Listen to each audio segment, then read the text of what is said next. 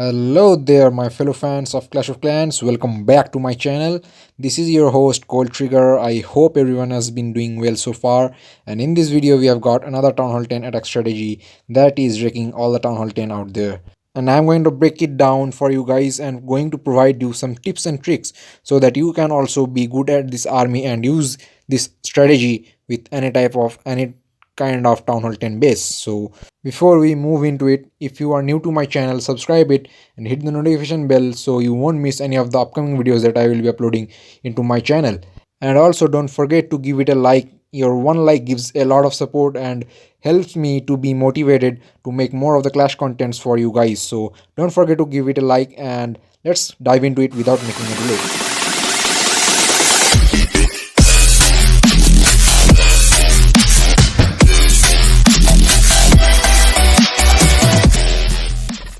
So the strategy that we are talking about is the Zapwitch army, and in the first part we are going to break it down the necessary things that you need to know to use this army on. On the second part we are going to use some replays to make you understand how to use this army on different type of bases. Now let's talk about the base identification. This army works well on any type of base and I haven't seen this army failing on any Town Hall 10 out there so far. So I would suggest you to use this army where the base is not too much spread out or not too much more compacted, because if the defensive buildings are more close to each other, it's going to continue hit your witches and your witches are going to die sooner than you expect, as same for your golems as well. And if your base is too much spread out, your golems are going to struggle to get into the base and your witches might not concentrate on moving into the base, and it will keep going outside of the base and keep clearing things that are outside of the walls. Now let's talk about the key things that you need to look out for before using this army. So the only two objectives that are needed to be taken care of before using this army are the two Inferno Towers and the surrounding buildings that are close to the Inferno Towers.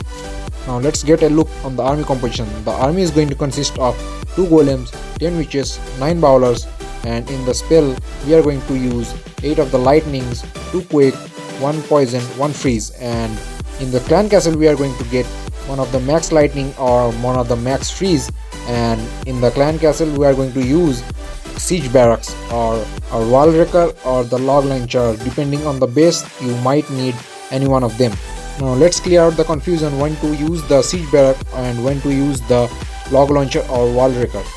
When you see the base has more of the compartment, more of the walls preventing you to move into the base, then you need to use the wall wrecker or the log launcher. And if you see the base is having more exposure, the base is not having more compartments into the core, or the base is more spread out like this one you are seeing on the screen, you should use the siege barrack, because the wizards that are going to keep coming out will help you clean out the outer layer or the outside buildings before you move in with your witches.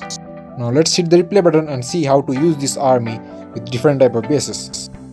So always use your lightning spell before deploying your main army or your golem or witches. Don't forget to use it and don't just keep waiting on using it after deploying the witches and golem, and take care of the inferno towers.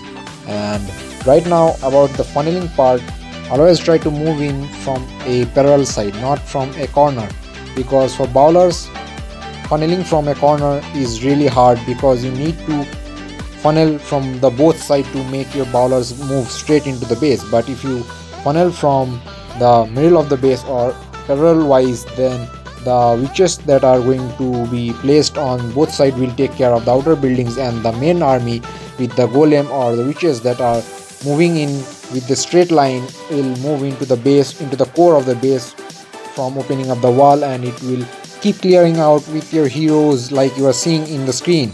And those flank witches and the wizards that are keeping coming out of the siege barracks will help you out with the outside buildings that are out of the walls, and will help you save your time. And in the CC we are getting the max out hogs, so that will also help you out clearing out the defensive buildings, and also it will help your king and queen to clean out core buildings or defensive buildings that are out there still left out in the base. And that is how you have to use your army strategically to get the 3 star on every type of Town Hall 10 base without having any difficulties or without having any problems.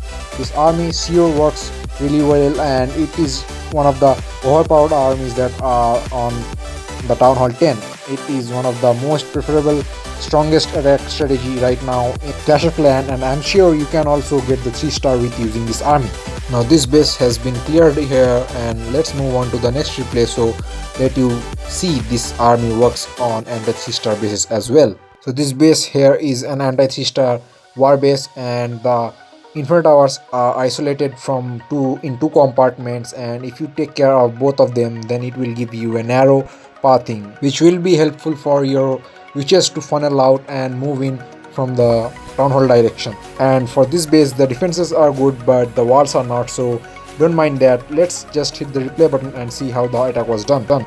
So we have got the same army, but in this case we are getting the max freeze on our clan castle. So first we are going to take care of the infinite towers, both of the compartments, so that we can have a narrow pathing from the town hall side, and we are going to drop down our witches first in this replay before dropping our golems, because the defensive buildings are more to the inside and we have lot more outer buildings to take care of. So we are going to drop some witches to help us cut in from both sides funneling, and that will allow us to have more of the witches and bowlers to move in to the base. Now let's just pause for a sec and let me explain you why I moved in from that side.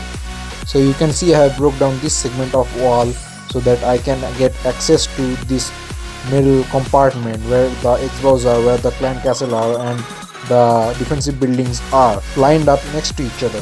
And moving in with that section of the base with our main army, we can also reach out to the last X-bow compartment and take care of it.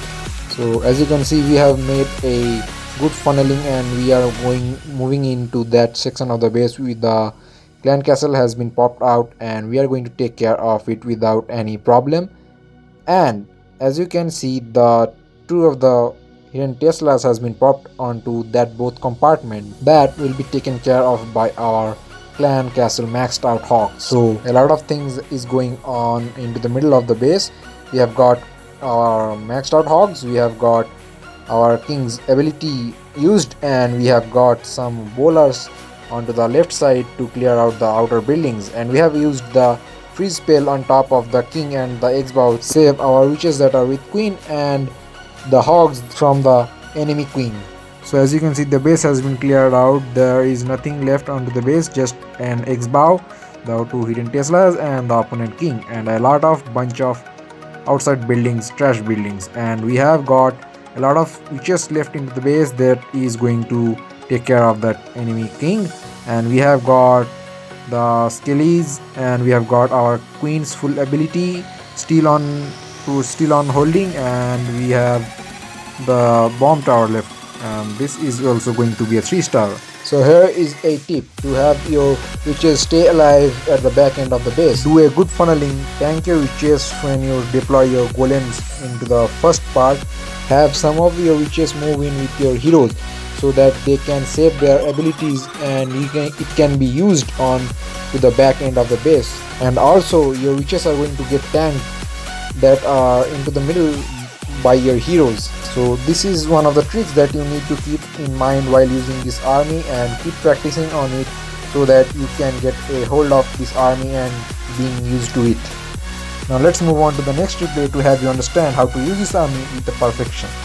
So here we have it, the last but not least replay, and in this replay we are going to use 9 lightnings with 1 quick spell, because the infinite tower are more close to each other within the tile range of 11, and that is why we are adding up 1 extra lightning instead of adding up the earthquake, so that we are going to take care of one of the X-bow in the process as well.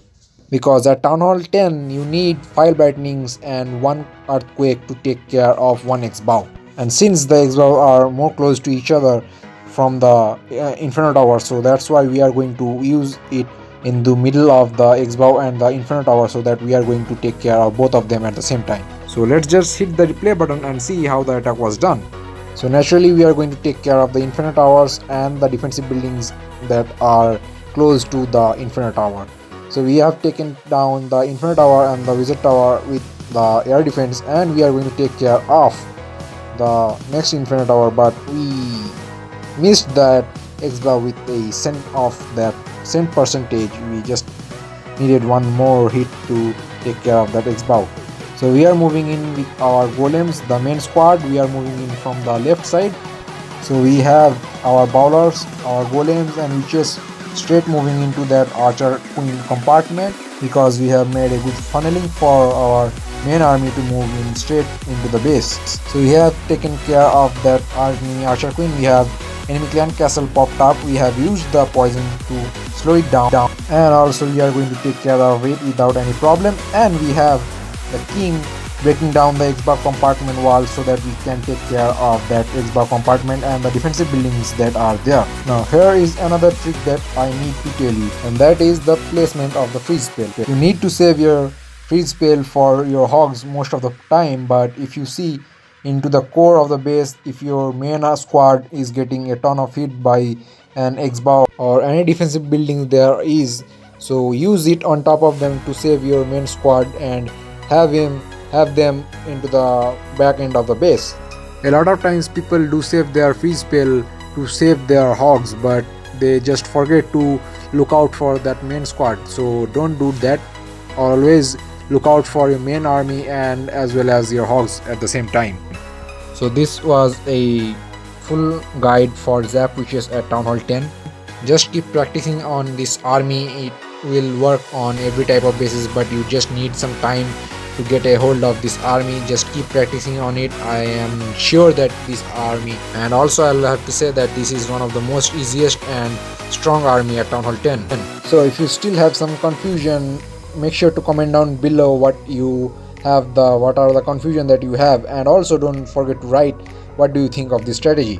And also if you have any suggestion regarding any town hall videos that you want to see, make sure to write it down. I will try to upload it as well. And if you have made this far in this video, I hope you enjoyed this video. Hope this was an informational and a good strategy discussion for you.